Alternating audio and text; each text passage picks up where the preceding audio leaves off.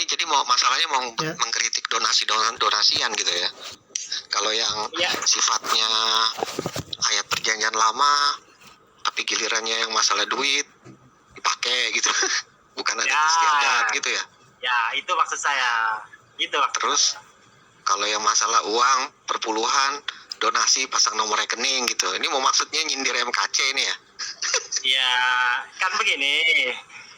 Kalau di kan ada sih di perjanjian lama itu kan, bahwasanya kalau sunat itu kan perjanjian kekal antara Abraham dengan Tuhannya. Tetapi teman-teman Kristen ya, yang berapologet maksud saya ya, bukan, saya tidak mengatakan semua orang Kristen ya.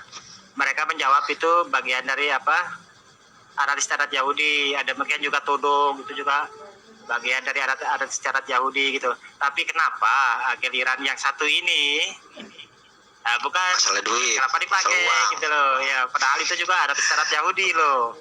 Iya. Mungkin karena Aditya boleh saya beda, share ayat nggak? Share ayat. Mana? Buka-buka ayat supaya saya ngomong ada dasarnya boleh. Gitu. Oke, boleh. Pertama buka dulu deh di perjanjian lama, Maleakhi 3 ayat 10. Tapi ini sambut dulu kawan kita ini yang satu baru masuk nih, Muslim apa Kristen nih?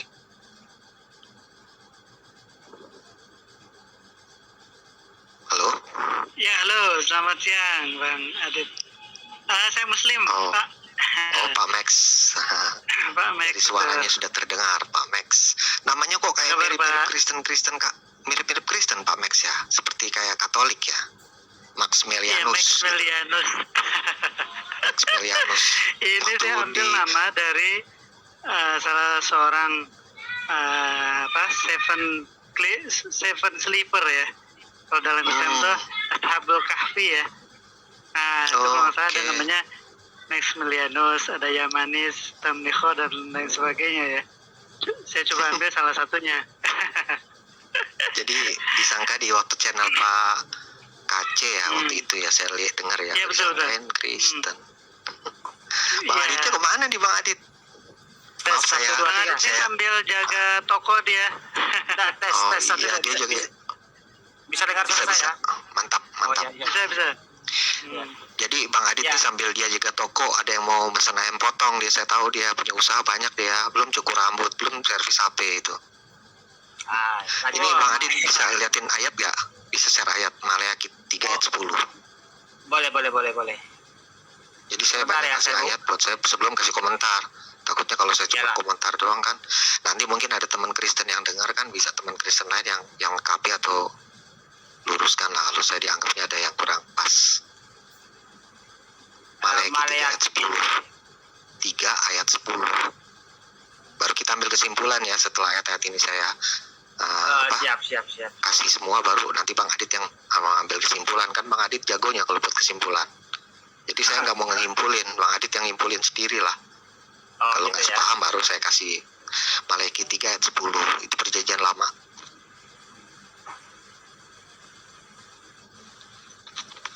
Kelihatan Bang ya? Enggak. Atau saya baca? Baca Maleakhi 3 ayat 10. Oke, bentar ya. Nah, di sini dikatakan, bawalah seluruh persembahan persepuluhan itu ke dalam rumah perbendaharaan, supaya ada persediaan makanan di rumahku. Dan ujilah aku, firman Tuhan semesta alam. Apakah aku tidak membukakan bagimu tiap tingkap-tingkap langit dan mencurahkan berkat kepadamu sampai berkelimpahan. Ini perjanjian baru atau perjanjian tua? Perjanjian lama Bang? Lama. Oh, lama. Lama, perjanjian lama. Nah, lanjut. Mazmur 126 ayat 5. Ya. Mazmur perjanjian lama ya. Ya, Mazmur juga perjanjian lama ini. Ada secara Yahudi juga berarti. Ya. Mazmur. Betul. Mazmur 5 ayat 126 ayat 5. Oh. 126. Oke. Ya, ayat 5. Bunyinya, orang-orang yang menabur dengan mencurahkan air mata akan menuai dengan bersorak sorai. Demikian. Ya, nah sekarang perjanjian baru. Matius 12. Markus 12. Ini perjanjian baru. Ini Yesus ya yang katakan. Markus. Jadi saya bawa ayat perjanjian baru dan perjanjian lama supaya ada keterkaitan ya. Sebelum kita buat kesimpulan. Ya. Markus 12 ayat 43. Apal sekali Bang ayatnya masalah duit ini ya.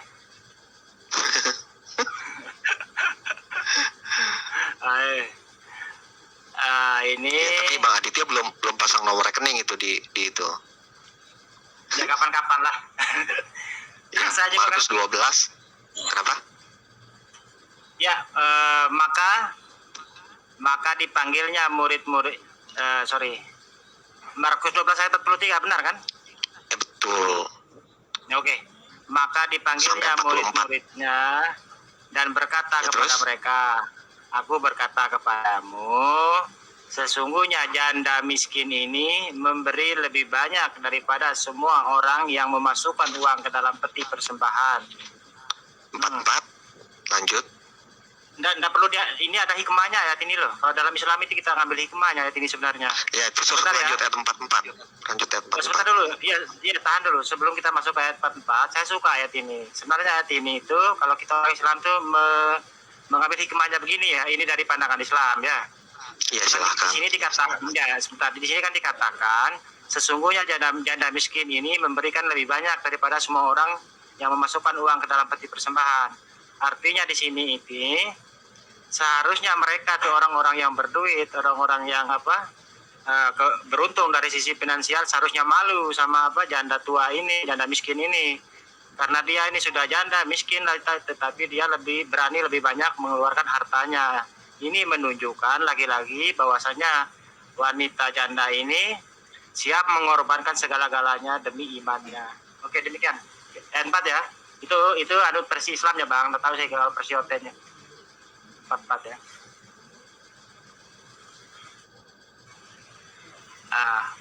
Saya baca Bang ya. Halo. Oke. Oh, ya siap. Di Oke. sini dikatakan sebab mereka semua memberi dari kelimpahannya, tetapi janda ini memberi dari kekurangannya. Ya benar kan tafsiran saya tadi? Semua yang ada padanya yaitu seluruh nafkahnya. Nah, luar biasa ini. Bagus kalau ayat ini. Ya, lanjut. Matius 9. Sebentar dulu, Oke, saya ambil oke. kesimpulan Silakan. ayat ini dulu, boleh toh? Berarti seharusnya, ya kan? Kayak Pak Aceh ini seharusnya malu dengan ayat Markus 12:44 ini, ya kan? Ini bayangkan loh, janda tua, dia itu berani memberi persepuluhan itu lebih banyak daripada orang yang berduit, kan begitu kesimpulannya kan? Daripada orang banyak katanya di situ kan, luar biasa ini, harus ditiru ini, harusnya Pak Aceh malu sama ayat ini, ya kan? Pak Aceh dengar gak enak lah. Bang Adit yang buat kesimpulan ya, bukan saya ngomong ya. Ayo. Oke. Matius 9 sekarang. Matius 9. Matius 9. Matius 9. Matius 9. 9. Ya, Ayat 13. 13. Ayat 13. Siap. Sebenarnya bagus juga sih ayat persepuluhan ini. Begininya. Jadi pergilah dan pelajarilah arti firman ini. Yang ku kehendaki ialah belas kasihan dan bukan persembahan, karena aku datang bukan untuk memanggil orang benar melainkan orang berdosa. Demikian. Nah, kalau ini ayat mesti ditafsir ini. Jadi intinya Tuhan itu mengajarkan bahwa seberapapun yang kita punya belas kasihan. Kenapa? Karena itu kan berpulang kepada diri kita sendiri, sebagai kasih kita kepada Tuhan, syukur kita kepada Tuhan, dan pada saat nanti kita berusaha berbisnis keluar, nanti akan ada belas kasihan dari orang gitu loh. Kalau kita tidak punya rasa belas kasihan, kita pun tidak akan memperoleh belas kasihan dari Tuhan maupun dari. Jadi gini loh Bang Adit, berbuat baik ya, itu kan kita sama dengan menabung, tapi menabungnya seperti menabung apa ya? Menabung yang tidak kelihatan. Jadi Tuhan itu tidak mau berhutang kalau di istilah kita. Jadi artinya kalau kita memberikan sesuatu yang baik, nanti kita akan mendapatkan kebalasan juga dengan hal yang baik juga. udah kita lanjut lagi ke ayat Amsal itu perjanjian lama. Itu kita punya Raja Salomo ya, kalau nggak salah. Amsal 3. Silakan. Baru satu lagi, habis itu udah selesai. Kayaknya. Oh, Bang Adit mental ya. Aditnya bentar nih kayaknya. Lah, dia yang punya room, sinyalnya dia yang nggak kuat. Saya udah usulin Bang Adit pakai ini, naikin lagi speednya di internet itu, naikin yang 400.000. Ini pakainya yang cuma 200.000 jangan. Istimiyat ini kendalanya, saya lihat sih kalau dari pemakaian kuota sih nggak terlalu kelihatan. Panasnya yang cepet. Memang iya, makanya saya juga kadang-kadang nggak mau lama-lama kalau ngomong, karena handphone jadi panas. Panas banget. Panas sama baterainya ini cepet habisin baterai. Betul. Kuotanya juga besar. Ini aja ini udah panas nih, loh saya baterai saya udah tinggal 20% nih. Benar. Lah Bang Aditnya hilang. Mau diskusi sama siapa? Dibandingkan Zoom lebih enak sih kalau Zoom. Iya, lebih enak Zoom. Ini handphone saja mulai panas. Jadi nggak bisa lama-lama. Apalagi kalau diskusi berjam-jam itu. Iya, itu. Tapi nggak apa-apa kalau mereka yang punya perangkat yang canggih ya. Iya sih. Mungkin perangkat saya biasa. Perangkat saya biasa sih. Kalau ngomong sambil dicas panas. Sedikit ya. Ya, sampai mau lanjut ayat lagi sebelum kesimpulan keseluruhan karena nggak lengkap. Iya. Ini saya baca, aduh Bang Adit gak dengar lagi. Udah saya baca aja deh. Amsal 3 ayat 9 sampai 10. Muliakanlah Tuhan dengan muliakanlah. Halo, Bang Adit. Oke, sorry. Kalau tadi. Oke, halo. Dengar. Tadi maaf kelempar saya. Tiba-tiba PC saya restart sendiri. Oh, bukan masalah sinyal. Laptopnya itu udah ini kali panas, itu RAM-nya naikin RAM. Kalau nggak prosesornya itu RAM kurang tuh, Bang Adit. Katanya anak IT. Anak IT naikin speknya itu. Nggak apa-apa sih lah. Ya lanjut, nggak apa-apa. Ayo lanjut. Amsal udah buka Amsal nggak? Amsal 3. Amsal 3 bisa dibaca Bang? Boleh. Muliakanlah Tuhan dengan hartamu. Iya, agak berat ini. Lanjut. Iya, Amsal 3 ya. Muliakanlah Tuhan dengan hartamu dan dengan hasil pertama dari segala penghasilanmu. Jadi maksudnya kalau kita punya penghasilan dari gaji atau dari apa, ya kita sisihkanlah itu untuk di rumah Tuhan, untuk pembangunan rumah Tuhan, rumah ibadah, atau juga kita nanti sisihkan lagi untuk bantu orang-orang susah, orang miskin, janda-janda, anak-anak yatim. Nah terus lanjut, maka lumbung-lumbungmu akan diisi sampai melimpah-limpah, dan bejana pemerahanmu akan meluap dengan air buah anggurnya. Lanjut. Ini ayat Rasul Paulus nih. Saya kan jarang bawa ayat Rasul Paulus ya. Iya. Baru sekarang. Ya udah 2 Korintus 9. Camkanlah ini, orang yang menabur sedikit akan menuai sedikit, juga orang yang menabur banyak akan menuai banyak juga. Nah, terus lanjut ke ayat satu lagi nih ya. Yesaya 45, perjanjian lama ya. Ayat 3. Aku akan memberikan kepadamu harta benda yang terpendam dan harta kekayaan yang tersembunyi, supaya engkau tahu bahwa akulah Tuhan Allah Israel yang memanggil engkau dengan namamu. Jadi artinya kita itu jangan perhitungan juga. Tuhan udah berbuat baik, pasti kita. Ya udah, cuman itu aja ayatnya. Bang Adit yang simpulkan sendiri, karena Bang Aditnya kan ahlinya membuat kesimpulan. Artinya persembahan dan perpuluhan itu memang kita umat Kristen bukan gara-gara ada ayat atau apa, memang Tuhan menyuruh atau memerintahkan lah. Masa kalau kita punya rezeki berlebih, kita sudah diberkati atau diberkahi dengan banyak berkat, banyak berkah, masa kita tidak memberikan rasa terima kasih dan syukur kita? Walaupun kalau mau dibahas mungkin teman-teman Kristen lain, saya nggak mau membahas ke situ ya. Perjanjian dengan Abraham itu saya nggak ke situ karena nanti melebar. Saya fokusnya ke sini aja. Bahwa kalau kita sudah punya harta berlimpah, apalagi kita pun dalam keadaan berkekurangan, kita memberi, itu sangat besar bagi Tuhan. Kenapa? Karena itu belas kasihan, mengajarkan kita untuk berbagi, mengajarkan kita untuk menolong orang, mengasihi, terutama kita berterima kasih kepada Tuhan. Janda miskin itu dihitung ada belas kasihan, jadi kita yang dituntut ada belas kasihan. Kalau kita punya rasa belas kasihan dan kemurahan hati, maka saat kita berhubungan dengan orang pun akan bermurah hati sama kita Bang Adit. Mungkin Bang Adit beli ayamnya harga 50.000, udahlah ambil aja kembaliannya. Nah, gara-gara Bang Adit Oke, begini Bang udah Isman, dapat poinnya. Udah dapat sudah poinnya. dapat. Oke, itu maksudnya. Ya, artinya persepuluhan tadi ada di perjanjian baru dan ada di perjanjian lama, kan? Clear masalahnya kan? Berarti memang ada perintah di situ kan? Betul kan? Ya. Nah, cuman yang jadi masalah ada di sini saya ada pertanyaan gitu kan.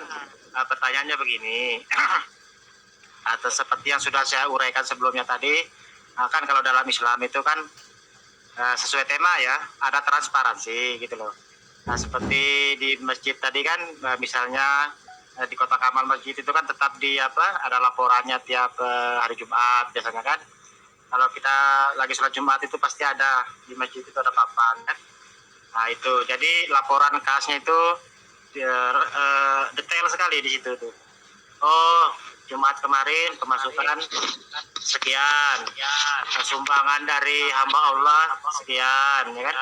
Sampai dari ini, pokoknya detail lah. Terus pengeluaran untuk biaya beli tempat cuci tempat wudhu sekian gitu kan. Pokoknya laporannya itu lengkap Bang. Jadi di situ itu istilahnya ada peluang ya atau celah untuk berbuat kriminal kan, seperti itu. Kira-kira kalau di agama Bang Anda enggak sih seperti itu? Nah, ini dia Bang Adi. Nah, saya berhati-hati untuk komentar di hal ini ya, karena kan Kristen ada denominasi. Nah, ada Kristen memang ada organisasi seperti gereja-gereja organisasi besar ya. GKI, maaf saya sebut aliran-aliran ya. Gereja Protestan itu kan punya organisasi. Katolik, saudara-saudara yang Katolik. Jadi mereka itu saat jemaatnya memberikan persembahan atau perpuluhan, mereka memang ada organisasi yang punya tanggung jawab untuk laporan keuangan, nanti diberikan bantuan ke sana sini, itu namanya organisasi. Tapi memang ada sebagian teman-teman yang gereja yang kecil-kecil, memang itu perpuluhan untuk para gembalanya atau pendetanya. Nah, itu masing-masing gitu. Jadi saya menyoroti bahwa di gereja-gereja yang ada organisasi, jelas itu pertanggungjawaban keuangan. Jadi pendeta digaji dari organisasi begitu. Jadi organisasi yang menggaji pendeta, dia tidak ngambil uang perpuluhan. Kita berikan uang perpuluhan ke gereja, nanti organisasi yang kelola itu. Nanti pendeta itu dapat gaji dari organisasi, bukan dari perpuluhan. Nah, mungkin ada beberapa, saya juga bilang mungkin ya, ada beberapa aliran denominasi Kristen yang memang dia punya cabang-cabang gereja-gereja kecil di satu tempat, lalu dia di situ menerima persembahan dan perpuluhan, dia mengelola gitu loh. Nah, itu yang mungkin selama ini teman-teman Muslim jadi kritik ya, cuma memperkaya atau mempergendut pendeta masing-masing. Makanya saya di sini komentarnya juga harus hati-hati. Jadi saya nggak mau. Oke. Saya dapat poinnya. Struktur organisasi tadi ya, saya sudah paham ya. Cuman masih kurang satu lagi jawabannya. Kan tadi kalau di Islam ini kan, namanya juga kita diskusi apa Bang Isman ya. Nah, kalau di Islam tadi kan laporannya itu jelas. Saya juga nggak dikritik juga nggak masalah kok. Ya, kalau di Islam kan jelas ada laporannya kok. Ya seperti yang saya uraikan tadi kan, pemasukan sekian gitu loh. Artinya anggaran itu kita beri laporan itu kita bertanggung jawab itu kepada jemaat gitu loh, kepada jemaah lah kalau di Islam itu. Seperti itu. Kira-kira di agama Bang itu bagaimana itu Bang? Silakan Bang. Masalah laporan. Jadi kalau di gereja yang sempat saya ikutin ya, saya kan suka kasih perpuluhan di amplop gitu kan, ditulis di situ perpuluhan sekian, persembahan diakon, misalnya persembahan untuk janda-janda atau ada sekian, nanti kita kasih lagi persembahan ini, nanti dari gereja itu akan ngasih semacam kayak kwitansi itu, atau ngasih kayak semacam laporan keuangan bahwa persembahan yang terkumpul perpuluhan yang terkumpul sekian juta. Nah, itu nanti akan disetorkan kepada organisasi. Nah, nanti itu organisasi yang atur apa itu dipakai buat perkembangan pembangunan, misalnya dia pembangunan rumah ibadah di suatu daerah misi, misalnya di daerah negara mana, atau dia untuk perkembangan pelayanannya organisasi itu, biaya-biaya untuk penggajian pendeta. Nah, nanti ada uang persembahan lagi, itu dipertanggungjawabkan juga. Misalnya untuk kemana pembangunan rumah ibadah, ada udah sampai sekian juta sumbangan kita untuk pembangunan rumah ibadah. Nah, udah dipakai keuangannya juga nanti ada laporan, misalnya untuk dana janda-janda nanti ada. Nah itu semua ada laporan keuangan. Nah itu yang saya bilang, kalau kita bergereja di gereja-gereja yang besar yang ada organisasi, itu jelas ada laporan keuangannya. Jadi jemaat pada tahu sekian juta atau sekian ratus juta yang sudah terkumpul. Nah itu yang saya tahu, Bang Adit. Tapi kalau untuk yang gereja yang lain nggak semuanya saya tahu. Ya saya kan bicara untuk gereja saya juga sendiri. Ya. Berarti lain denom lain ya. Ya oke. Ya, tapi secara umum memang gereja-gereja besar ya, seperti gereja-gereja yang organisasi besar ya seperti itu yang saya tahu. Dia punya organisasi yang mengatur keuangan itu. Jadi artinya bukan itu uang perpuluhan masuk ke pendeta langsung, enggak, diambil organisasi, nanti organisasi yang kelola itu. Pendeta pun dapat gaji dari organisasi. Karena pendeta karena pendeta juga manusia, Bang ya. Karena kan dia kasihan kan, dia pengabdian, dia harus dikasih gaji dari situ, biaya hidup untuk keluarganya. Nah di situ nanti mungkin ada jemaat yang tergerak, dia mungkin datang pelayanan ke satu tempat, pendeta misalnya datang ke rumah saya atau ke rumah siapa, nanti mungkin ada kegerakan hati dari jemaat itu, Pak Pendeta ini saya ada rezeki, saya berbagi. Ya itu seperti itu, Bang Adit. Jadi bukan diidentikan bahwa perpuluhan itu lari ke pendeta semata-mata. Tapi saya juga tidak bicara untuk teman-teman yang denominasi lain ya. Oke, saya sudah dapat poinnya. Ini mungkin pertanyaan terakhir ya, Bang Ispan ya. Habis ini saya lanjut ke Pak Malianus ya. Pertanyaan terakhirnya begini. Tadi ya cukup bagus ya pemaparannya, luar biasa. Dan saya hargai itu. Apa namanya? Di dalam Islam itu kan hanya 2,5% ya.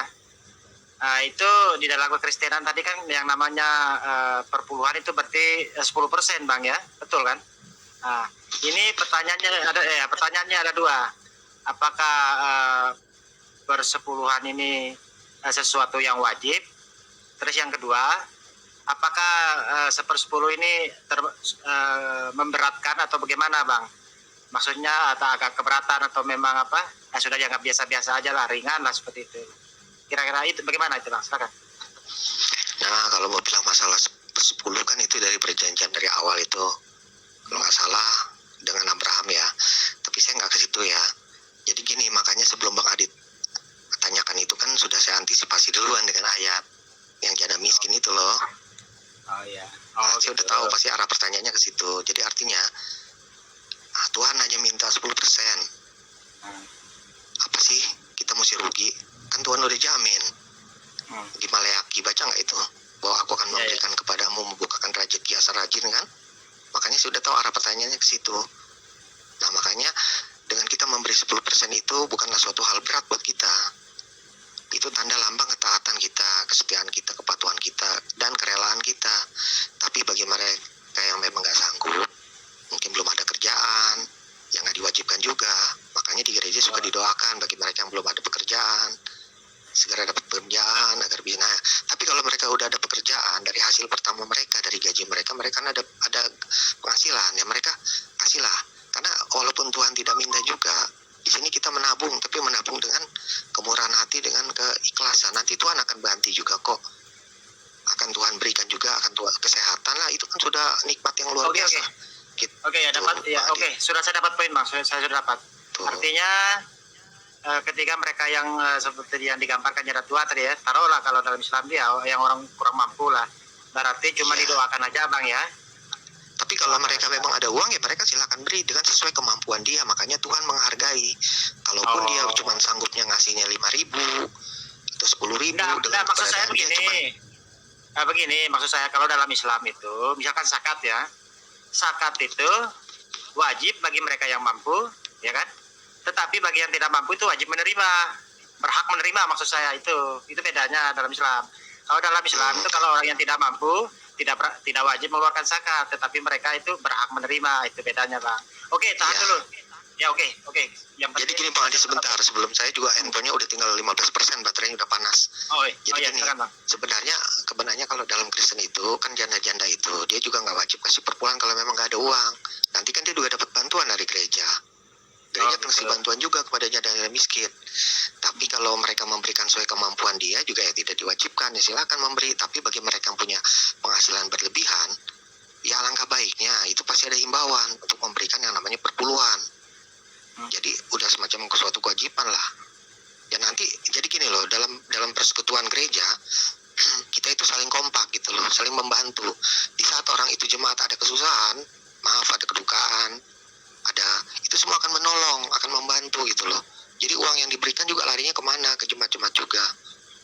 Jadi artinya kita mungkin memberikan. Di saat nanti kita tiba-tiba ada kedukaan, nanti gereja bantu.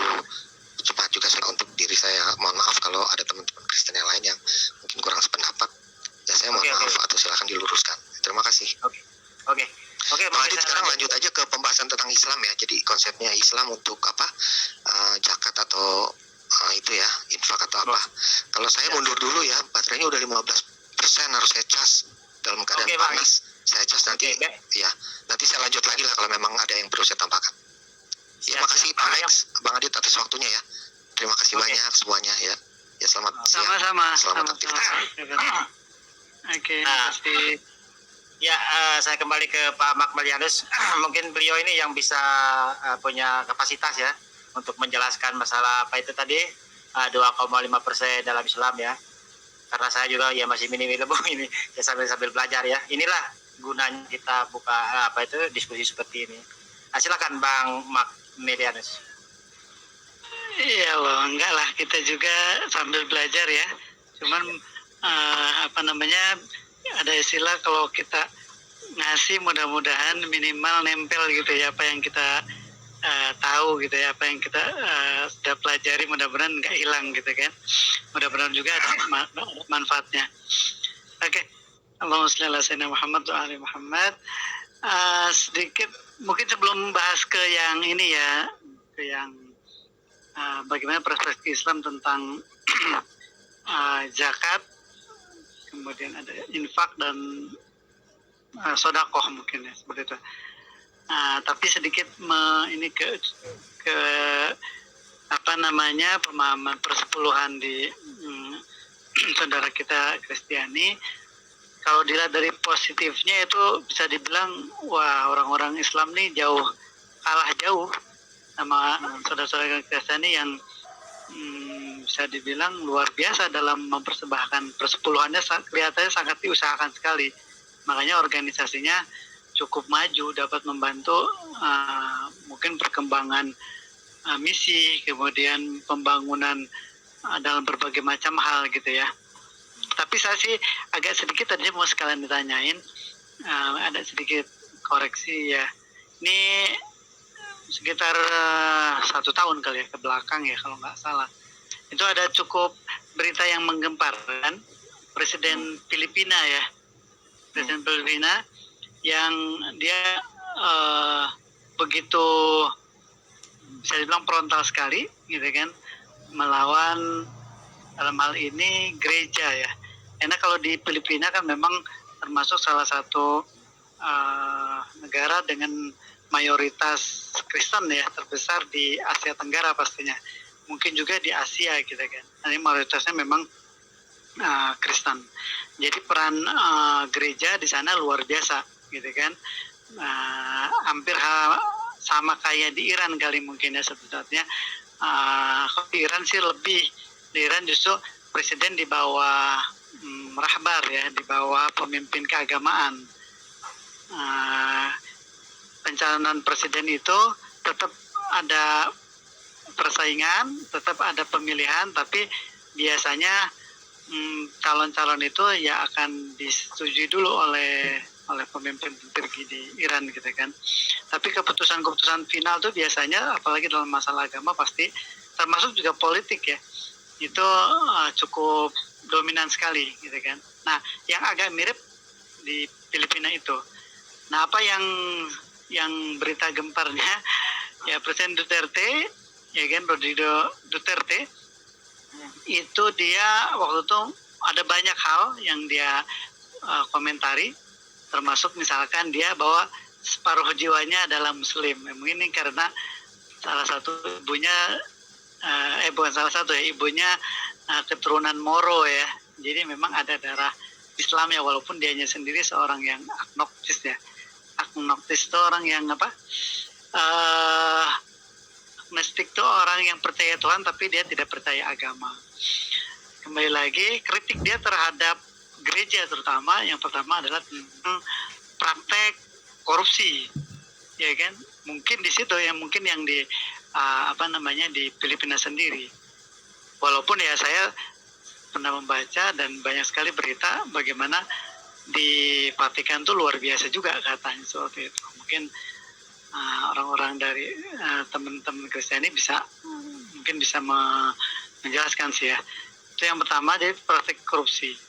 Contoh misalkan dia kebiasaan uskup di Manila itu tiap ulang tahun ya kan minta dibelikan mobil mewah, ya kan, artinya minta dibelikan mobil baru. Kemudian kehidupan yang cukup glamor lah mungkin di sana karena penghasilan persepuluhannya sangat besar sekali mungkin di sana, sehingga agak kurang harmonis lah dibandingkan dengan presiden Filipina sebelumnya yang begitu erat mungkin hubungannya presiden dan pemimpin gereja di sana. Saya coba mencari-cari apakah ada sign ya, atau ada petunjuk atau ada mungkin yang digambarkan Al-Quran. Saya menemukan di surat surat 9 ya, Taubah ayat 34 ya.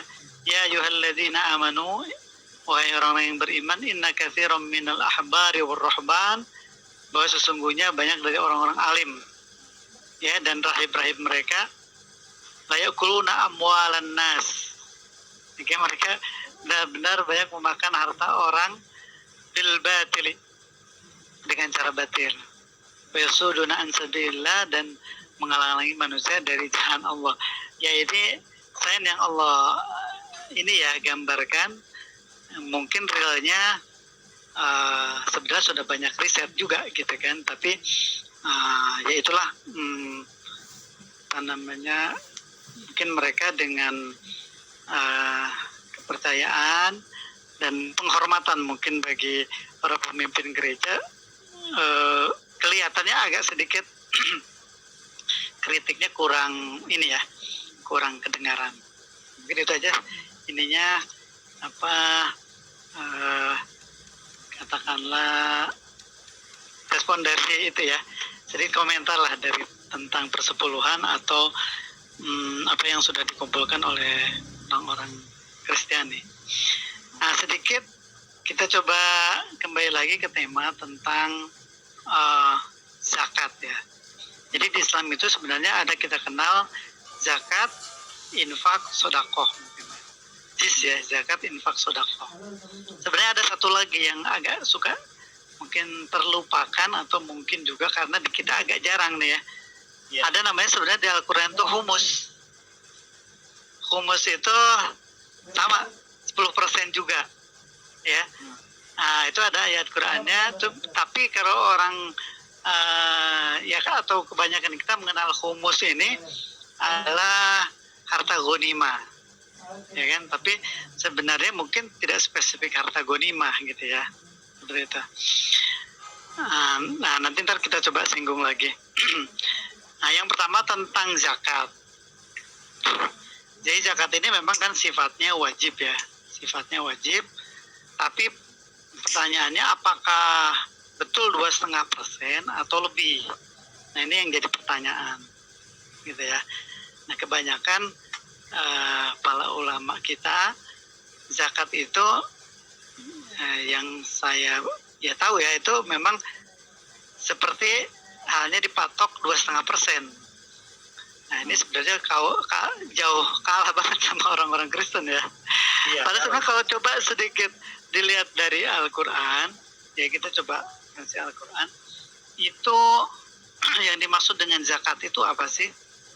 Ini bisa kita lihat di surat 2 Al-Baqarah ayat 219 ya. Ini ada di tengah-tengah sih, di tengah-tengah ayat lah yang lebih menjelaskan tentang ini, yaitu wa yas'alunaka madza yunfikun. Ini Nabi, para sahabat bertanya kepada Nabi, ya kan? Madza yunfikun, apa yang harus kita infakkan? Maksudnya zakat di sini ya. Yunfikun di sini maksudnya zakat.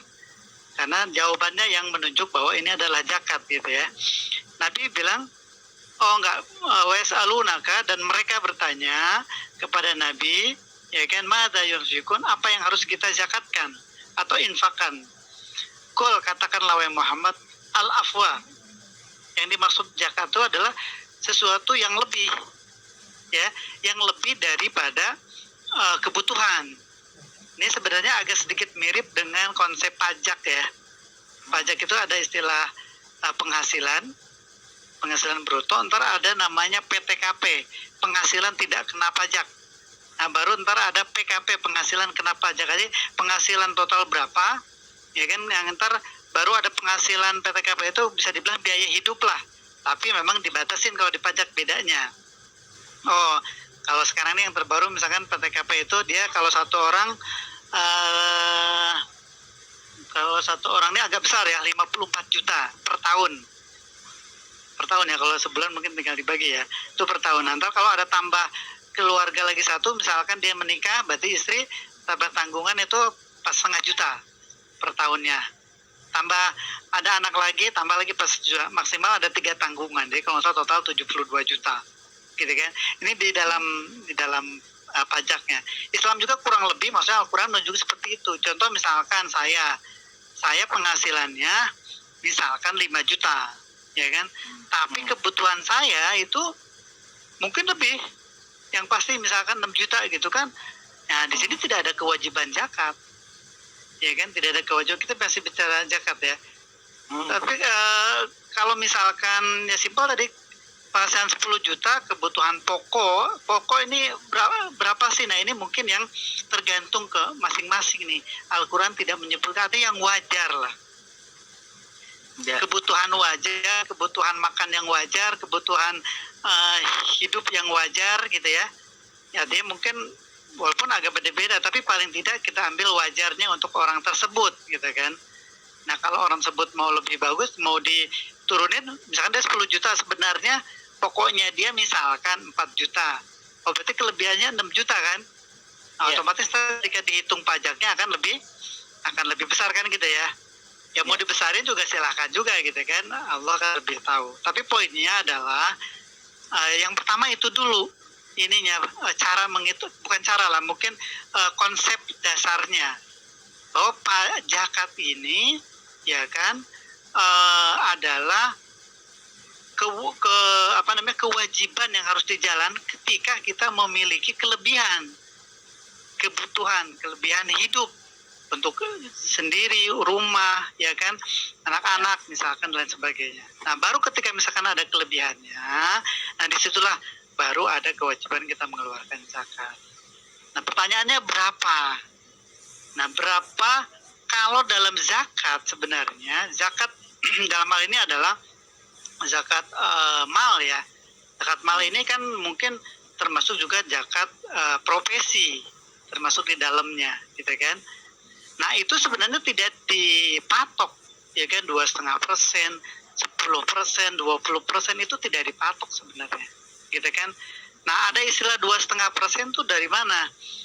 2,5% itu sebenarnya lebih kepada zakat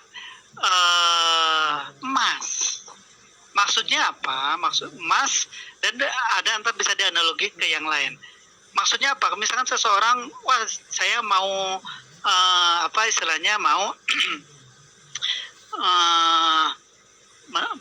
memiliki aset lah, atau menabung, mempunyai aset, dia belikan dalam bentuk emas, gitu kan, dia belikan dalam bentuk emas. Nah, manfaatnya dia pasti dapatkan, gitu kan. Misalkan ada dia mungkin ada fluktuasinya, kalau misalkan dia dalam logam mulia, artinya dia akan dapatkan nilai tambah ketika dia taruh kan. Tahun ini sama tahun berikutnya kan pasti ada selisih, karena biasanya emas akan naik terus, ya kan. Itu ada manfaatnya, artinya dia akan ada value yang nambah.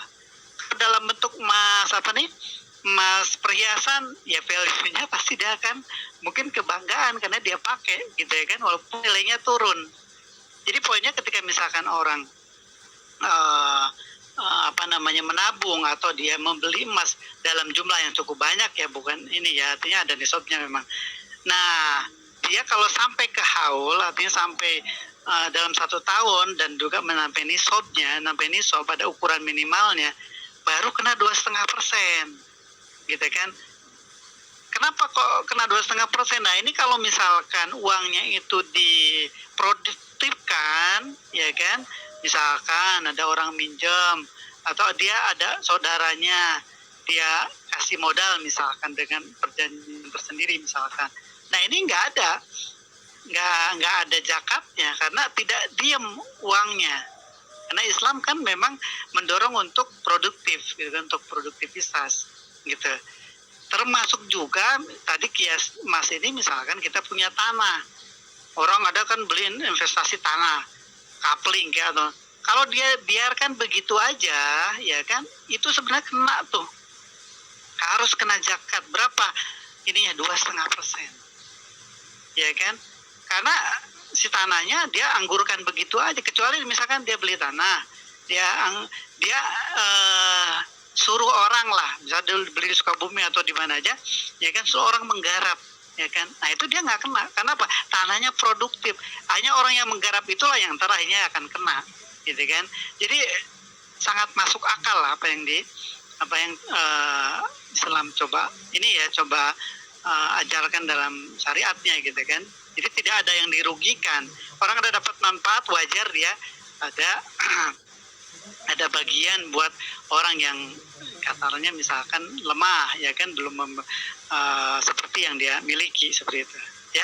Jadi tadi itu ininya 2,5% itu dia sebenarnya kalau lihat di beberapa riwayat dan di Al-Quran itu lebih merujuk kepada emas dan hal-hal yang lain yang diinvestasikan yang tidak bergerak, tidak produktif, gitu kan.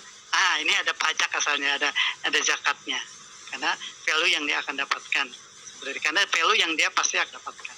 Tapi kalau misalkan dia katakanlah zakat, mungkin boleh dicari, ya kan, sepengetahuan saya, mohon maaf kalau salah, ya kan, itu tidak ada patokan, ya kan, tidak ada patokannya 2,5%, 10% atau berapa persen, gitu ya. Tapi kembali lagi ke dalam sini keimanan kita, gitu kan. Misalkan merujuk ke ayat masalul ladzina yunfiquna amwalahum sarra'i wa dharra, ayatnya lupa saya, yang perumpamaan orang-orang yang menafkahkan hartanya itu yang lupa, yang seperti halnya sebutir padi yang akan menumbuhkan 700, gitu kan, 700 tangkai, gitu. Ntar kita coba cari ayatnya ya. Tapi apa istilahnya, saya ingin ada penekanannya adalah bahwa yang dimaksud dengan zakat, satu adalah sesuatu yang kita lebih dari kebutuhan kita, kemudian berapa nilainya itu sebenarnya tidak dipatok. Artinya lebih bagus pastinya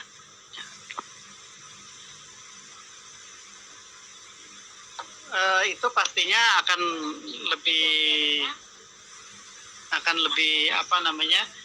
lebih bermanfaat lagi kalau misalkan kita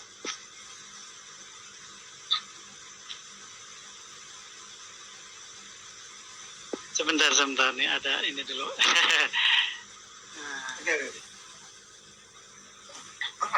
Oke. Siap. Itu. Ya, terus tadi yang kembali ke yang infak ya. Kalau infak itu baru mungkin tidak harus lebih. Jadi infak dan sodako ini adalah misalkan saya, ya kan, penghasilannya misalkan 5 juta, kebutuhan 5 juta juga. Tapi saya kepingin infak atau kepingin mengeluarkan. Nah itu apa? Itu zakat atau apa? Itu sebenarnya infak.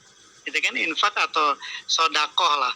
Sodakoh itu kan dari kata asidku atau benar, artinya bahwa keimanannya dia menunjukkan, dia buktikan, gitu kan, dia wujudkan dalam bentuk keberanian dia menafkahkan harta yang Allah kasih, walaupun kasarnya kalau bisa dibilang kurang, tapi dia berani. Nah, tadi sempat saya singgung juga ada humus ya. Humus itu 20% sebenarnya lebih besar, bukan 10% ya. Ada ayatnya walillahi humusuhu, sebentar saya cek dulu ayatnya. Bentar ya.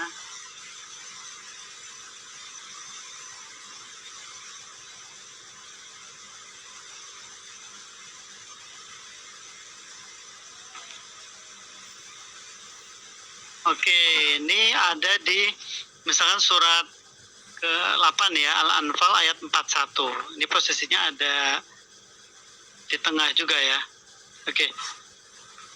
Wa'lamu annama ghanimtum min syai'in fa inna lillahi khumusuhu wa lirrasuli wa lidzil qurba wal yatama wal masakin wa ibnis sabil in kuntum amantum billah wa ma anzalna ala abdina yaumal furqan yaumal taqal jam'ani wallahu ala kulli syai'in qadir. Artinya, ketahuilah sesungguhnya apa saja yang dapat kamu peroleh sebagai rampasan perang, maka sesungguhnya 1/5 untuk Allah, Rasul, kerabat Rasul, anak-anak yatim, orang-orang miskin, Ibnu Sabil, ya kan? Jika kamu beriman kepada Allah dan kepada apa yang kami turunkan kepada hamba kami dari Al-Furqan, maksudnya Al-Quran ya, yaitu dari pertemuannya dua pasukan, dan Allah Maha Kuasa atas segala sesuatu. Nah, ini agak jarang nih kalau di kita ya, humus ini. Memang sebenarnya ini ada kata-kata gonintum artinya gonimah, tapi di beberapa ikhwan kita yang lain, misalkan di kalangan Ahlul Bait itu ini dipakai. Jadi di samping mereka zakat, nah mereka juga mengeluarkan humus. Ini lebih besar bahkan 20%. Atau kan kalau misalkan zakat itu dalam hadis disebutkan keluarga Nabi itu tidak mendapatkan zakat gitu. Padahal kan banyak ya, kita kenal misalkan ada para habaib, ya kan. Nah itu dapatnya dari mana? Nah harusnya dari sini, dari humus, gitu kan, dari humus. Artinya sebenarnya kalau kita compare ya, bandingkan bagaimana ketika kita perang atau ketika orang mau perang, dalam hal ini perang di jalan Allah gitu kan, ini kan usahanya luar. Aduh, sinyalnya putus, Bang Mak Malianus. Tes 1 2 3. Ya, kayaknya sinyal beliau putus ya. Oh yang, silakan. Oke. Nyawanya pun dikorbankan. Tapi di sini ketika dapat rampasan perang, Allah nggak sedikit suruh bagikannya itu 20%, gitu kan. Nah, bandingkan dengan misalkan lah pengusaha-pengusaha, ya kan, kemudian ya beberapa orang yang atau profesi-profesi, ya kan, profesi dokter, profesi pengacara dan lain sebagainya, itu dia resikonya jauh lebih kecil dibandingkan orang yang mau berperang, gitu kan. Nah ini kadang-kadang ayat ini ya kita lupakan, banyak yang melupakan, lebih ke zakat, ya kan, lebih ke zakat, dan ya itu tadi biasanya 2,5%-nya lebih diingat lagi, gitu kan. Padahal 2,5% pun istilah dalam fikih itu ruful usyur ya, itu sebenarnya Al-Quran tidak menyebutkan ruful usyur. Ya saya, sepengetahuan saya masalah itu tidak disebutkan 2,5% dalam Al-Quran. Sementara mungkin itu wallahu a'lamu bishawab. Mohon maaf kalau ada yang salah. Oke, dah luar biasa, alhamdulillah, terima kasih sekali lagi, terima kasih banyak atas ilmunya Bang Mak Malianus, luar biasa. Mungkin saya sapa dulu ini Ustaz saya juga ini, Pak Dani ini. Assalamualaikum warahmatullahi wabarakatuh, Pak Dani. Mohon maaf Pak Dani, tadi panas banget handphone saya. Takutnya waduh nih si Pak Mak keluar nggak mau dengerin, mohon maaf banget. Panas banget, langsung keluar itunya. Sebenarnya saya langsung dinginin dulu tadi. Silakan Pak Dani. Ngomong-ngomong sekarang Pak Mak sudah pakai laptop ya? Belum. Masih belum nih. Tadi saya lagi masih cari-cari kenapa nih. Oh, saya. Mungkin laptopnya sepuh juga kali ini. Oke.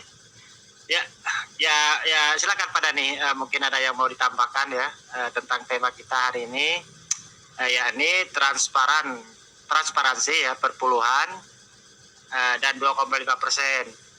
Dan sekaligus apa tadi belakang judulnya dia? Saya buat judul saya juga yang lupa ya. Oh, tahapan audit saldo kas anggaran yang masuk. Silakan Pak Dani. Jadi di sini kita bicara dua arah sih, antara perpuluhan dengan 2,5% Pak Dani. Mungkin ada yang perlu mau ditambah sama Pak Dani. Silakan Pak Dani. Soalnya Pak Dani saya lihat perhatikan akhir-akhir ini ya beliau nih suka membahas perpuluhan gitu. Ya. Ya Pak Dani, bisa dengar suara saya Pak Dani? Nah kayaknya Pak Dani ini bermasalah audionya nih. Tes 1, 2, 3. Saya ulangi sekali lagi, Pak Dani bisa dengar suara Pak Dani? Iya, kayaknya agak masalah sedikit ya. Ya. Padahal sudah di unmute tadi, ke mute lagi. Itu mikrofonnya ke mute Pak Dani. Kalau di mute sendiri tidak bisa saya buka, kecuali saya yang mute, biasa saya buka. Ya, oke, sambil nunggu Pak Dani memperbaiki audionya ya. Ya, Pak Dani itu mikrofonnya di mute sendiri. Silakan dibuka dulu Pak Dani. Coba. Ya, oke. Ya, itu tadi luar biasa ya dari pemaparan Bang Malianus tadi, bahwasanya dalam Islam itu itu sudah buka. Itu Pak Dani, silakan Pak Dani. Coba tes audionya Pak Dani. Biasanya normal saja Pak Dani, itu beda dari ini. Kurang Roh Kudus ya Pak Dani ini paling.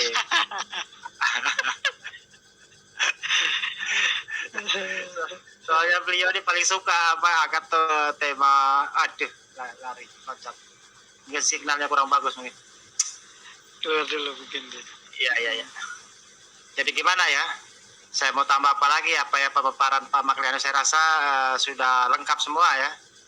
Jadi sedikit lagi sebenarnya ada ya mungkin Bang Adit. Oh ya silakan. Apa namanya? Bidangnya kali sekarang apa gitu ya. Nah, apa aja sih yang dijakatin?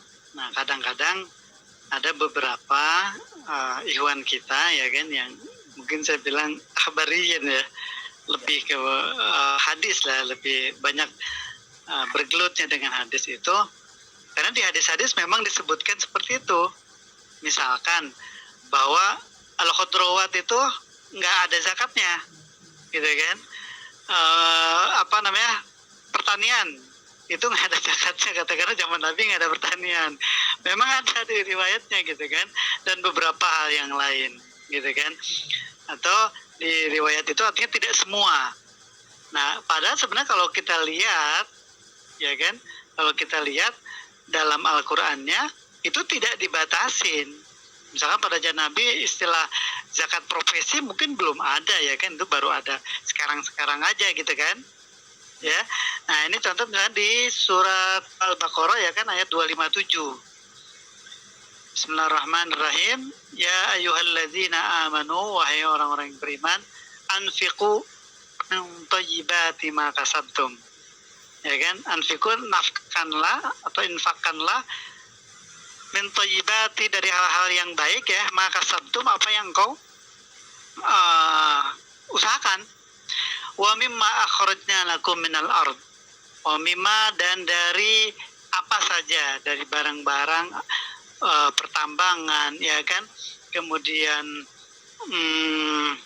peternakan, pertanian ya kan, akhrajnya yang keluar lakum bagi kamu minal ard, dari tanah ya kan. Oke, mungkin itu ayat berikutnya nggak begitu berhubungan. Jadi kalau berdasarkan ayat ini itu tidak ada batasannya, tidak ada katakanlah pembatasan bahwa pada zaman Nabi itu profesi nggak ada, atau pada zaman Nabi itu belum ada zakat pertambangan dan lain sebagainya. Nah, kalau di sini jelas sekali bahwa apa-apa yang kita usahakan profesi kita apapun, ya kan, apakah seorang profesional, ya kan, dokter, insinyur, ya kan, kalau di pajak tuh ada profesi bebas ya, kalau nggak salah ada 7 ya kan, ada dokter, insinyur, penaksir, ya kan, kemudian advokat, ada 3 lagi apa, itu dia profesi tertentu. Nah ini bagaimana pajaknya? Wajib, bahkan mungkin mereka harusnya bukan 10% lagi, kalau 2,5% tuh kebangetan ya kan. Ya walaupun untuk saat ini dokter mungkin dengan adanya BPJS agak beda lah gitu kan. Tapi ada sebagian dokter itu ya luar biasa. Apalagi yang profesor-profesor itu dia konsulnya ada yang sampai 1 juta ya kan.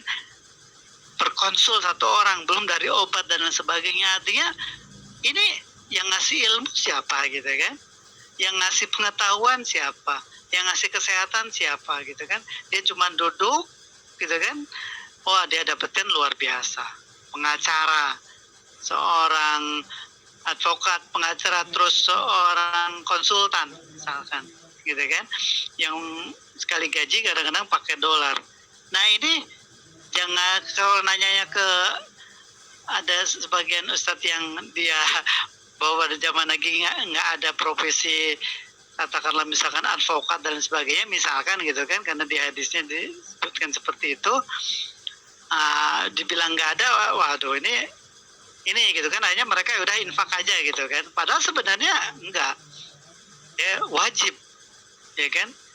Bisa dibilang sudah kita ya kita analisa lebih dari yang dia butuhkan ya. Kulil afunya udah pasti lebih, dia misalkan sebulan lah bisa 1 miliar misalkan, kebutuhannya ya besar-besarnya misalkan berapa sih, 100 juta atau 200 juta, sisanya kan masih banyak. Nah ini sangat besar sekali, dia kewajibannya harus di ini, karena kita belum berbicara ke masalah seharusnya seperti apa gitu kan pengelolaan zakatnya, itu mungkin lain lagi masalah gitu kan. Nah kemudian yang sedikit wa mimma akhrajna, dan sesuatu yang kami keluarkan, Allah keluarkan bagi kamu dari tanah.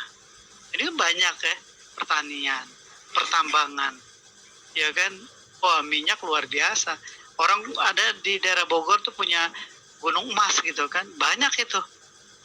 Nah ini harusnya minimal ustadz kiai dari sana itu ambil dalam arti khud min anmalim sodakotan, ya kan. Sedekah wajibnya itu artinya zakatnya dia harus sampaikan, kalau enggak dia ntar dipertanyakan juga gitu kan. Kalau misalkan dia diam atau misalkan dia kecipratan sehingga dia nggak ngomong, wah ini luar biasa pertanggungjawabannya nanti gitu kan. Ya masalah dia mau ngasih atau enggak lain urusan, tapi minimal harus disampaikan. Orang-orang yang Allah kasih kelebihan ujian dalam masalah harta misalkan. Seperti itu, mungkin tadi aspek apa yang harus dikeluarkan tidak terbatas, jadi semua ya kan, aspek ingintable istilahnya ya kan, yang tak terwujud atau yang berwujud lah, seperti itu. Oke Pak Dhani, silakan Pak Dhani, mudah-mudahan sudah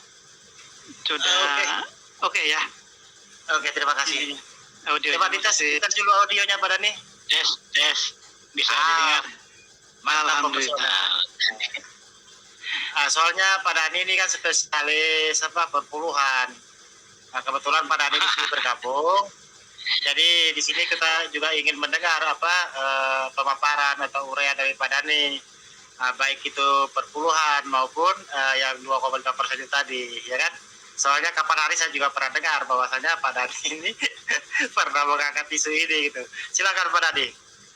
Iya, karena perpuluhan dan persembahan itu kata Pak Pendeta sih, dan saya juga lihat di Alkitab itu tidak membawa umatnya ke dalam surga, itu udah jelas. Itu memang nggak ada sih saya temukan di Alkitab mereka ya, masalah perpuluhan maupun persembahan membawa jamaatnya ke surga, itu tidak ada. Memang benar itu apa yang dikatakan Pak Pendeta kemarin, itu benar.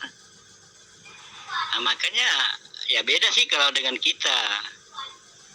Kalau kita ya nanti kita berbicara zakat, infak dan sedekah, itu ada kriterianya sebagaimana yang diuraikan saudara kita tadi. Jadi kalau kita menyinggung masalah zakat, oke lah, kalau mereka kita jelas ya kan, mereka itu tidak akan membawa ke surga. Bagi mereka ya, bagi sekali lagi, bagi keyakinan mereka, bagi agama mereka, itu yang namanya perpuluhan maupun persembahan itu tidak menjamin ataupun tidak membawa ke surga. Untuk umatnya silakan, jangan sampai umatnya istilahnya itu diiming-imingi oleh pendeta, ini bawa ke surga, ini segala macam, tidak ada di dalam kitab mereka itu. Nah, itu aja barangkali untuk agama mereka. Cuma sedikit saya mau tambahan tentang Islam. Zakat, kemudian infak dan sedekah. Itu terjadi termasuk ghanimah ya, nanti kita singgung dikit tadi. Yang disinggung oleh saudara kita tadi itu sudah cukup akurat ya, dalilnya ada segala macam. Cuman yang jadi persoalan, memang ada pendapat yang berbeda tentang zakat ini, apakah padanan katanya dengan pajak. Nah, itu yang menjadi dilema memang kita di Indonesia. Apakah padanan kata zakat bisa disematkan ataupun dinisbatkan kepada pajak? Itu kalau kita nisbatkan ataupun kita sematkan ke dalam pajak, memang benar di dalam Rasulullah itu ada yang pengairan, ada yang tidak diairi, itu namanya penghasilan. Jadi ada pajak penghasilan ataupun ada zakat penghasilan. Kalau zakat penghasilan itu dinisbatkan sebagaimana di dalam pengairan dengan tanaman yang tidak dilakukan pengairan. Kalau tidak dilakukan pengairan, itu wajib mengeluarkan 10%. Tetapi kalau di pengairan, dilakukan pengairan, dikerjakan, itu 10%. Itu kalau kita padankan dengan zakat ataupun zakat mal lah, zakat profesi. Nah, begitu juga kita di Indonesia. Aturan di Indonesia itu pada dasarnya sudah melaksanakan apa yang menjadi aturan di dalam Islam. Contoh, pegawai negeri itu memiliki pajak profesi namanya, itu 10%. Itu seluruh pegawai itu mendapatkan pemotongan pajak 10%. Dan sesuai juga yang dikatakan di dalam hadis tadi, apa pengairan 10%, yang kalau tidak diairi 5%.